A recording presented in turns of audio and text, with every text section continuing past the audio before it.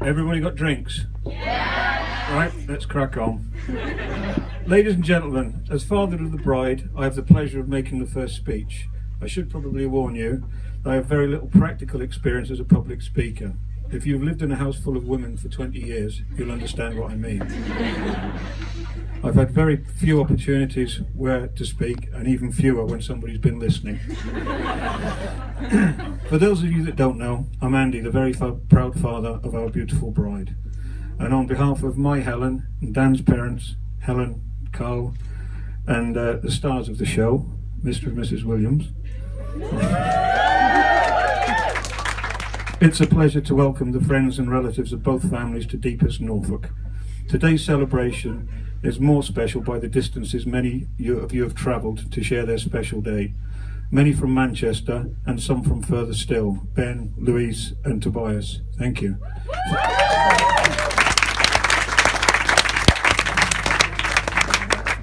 Thanks to you all for coming to help us celebrate this special occasion. I hope you all have a wonderful afternoon and evening.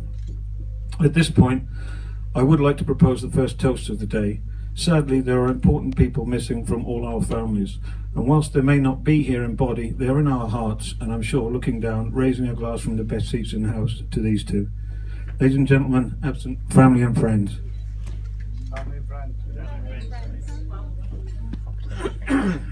Right, I must thank all of those involved in making today possible. To the beautiful bridesmaids for looking after the slightly highly strung bride. Both today and a couple of weekends ago. Is anybody going to hand the missing shoe in? I found one. No? We found one. Okay. And to the groomsmen for getting Danny to the church on time and in a presentable condition. Thank you very much. Helen and Carl for their help with today and for organising the Manchester posse. Mum for the church flowers, and to everyone else who's contributed to making the day special. I know from the state of our kitchen table, Chloe and Helen have been planning the details with military precision since Christmas. So well done and thank you all. Well, all right, isn't it? As you can imagine, I've been given lots of advice on what to say, and even more on what not to say. So, keep it short, Dad. No smutty jokes, Dad. Try to remember names, etc. But as I said, it's over 20 years since I was allowed to say anything without being disagreed with, interrupted or ignored. It's too good an opportunity to miss. When preparing for this speech, Heb suggested I should look through some old photographs of the kids for inspiration.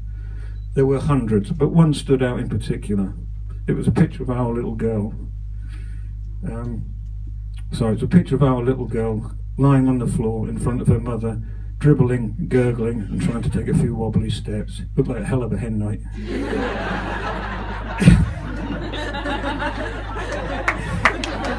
Come on, that's my good one.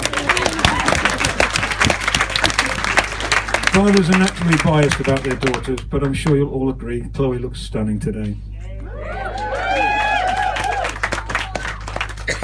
Much to my relief. Relief, yeah, I know it sounds harsh, but believe me or not, Chloe has been known to tweak with her appearance on the eve of landmark events in her life.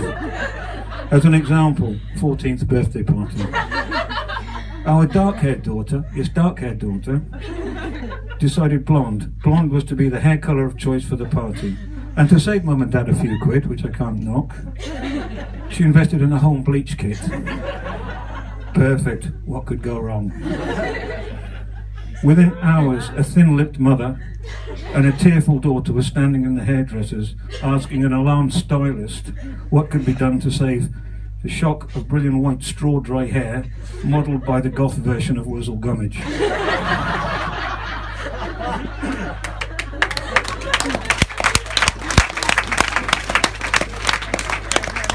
College prom. Oh, it goes on. College prom. The dress was chosen, the hair was in place, no bleach. Lovely jubbly. So what was missing? Fake tan. Obviously. Home kit? Yep, on we go. Well, this time I walked in from work to find a semi-naked, mahogany red Chloe in tears, standing in our kitchen, and a giggling mother this time, working away at the darker bits with a Brillo pad. These are all true. Today, here we are, lessons learned. When we shared our little glance, ready to start our walk down the aisle, I couldn't help but do my mental pre-flight checks. Dress, hair, skin tone, makeup, perfect. It's a moment I'll cherish forever. You can relax now, Chloe. That's it for the embarrassing stories, although there is a sizable back catalogue available on demand. 23 years worth of cuts, bumps, bruises and heartaches, but mostly smiles and laughter. But now I'm going to wait for the dad dancing for the further embarrassment. Soft bit. Chloe's a wonderful daughter. She's provided us with much joy and happiness, and we've always been proud of her. Today we're filled with a curious mixture of joy and wonder. Joy at the happiness we see in our daughter's eyes, and wonder at the miracle of seeing our little baby grow from a little girl to a beautiful bride.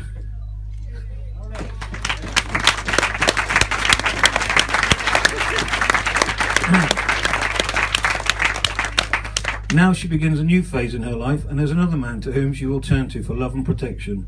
But I want you to know, Dad's always there. Move on. Come on. Excuse me.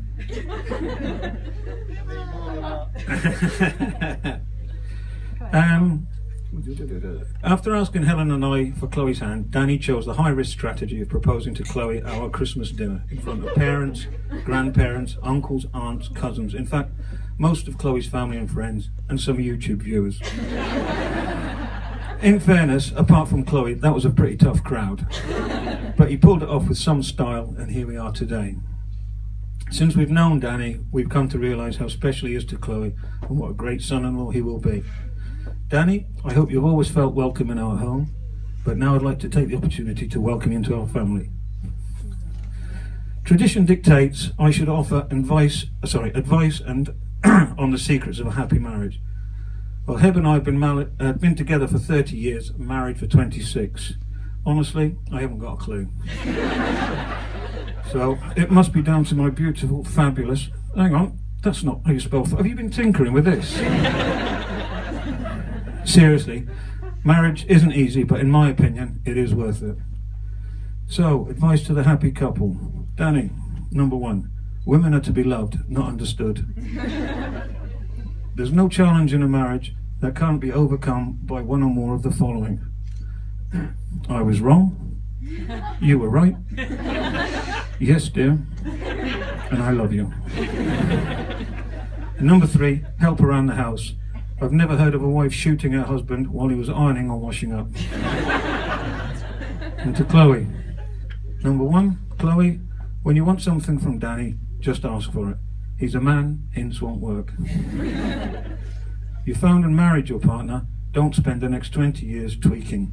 Remember the bleach and fake tan. And finally, number 3, let him watch the Ashes. It's only 25 days of exhilarating test cricket every couple of years. And after all, it won't interfere with the footy. Ladies and gentlemen, I think I'm done. I can see Dan and Arthur, they're eager to get on with their speeches.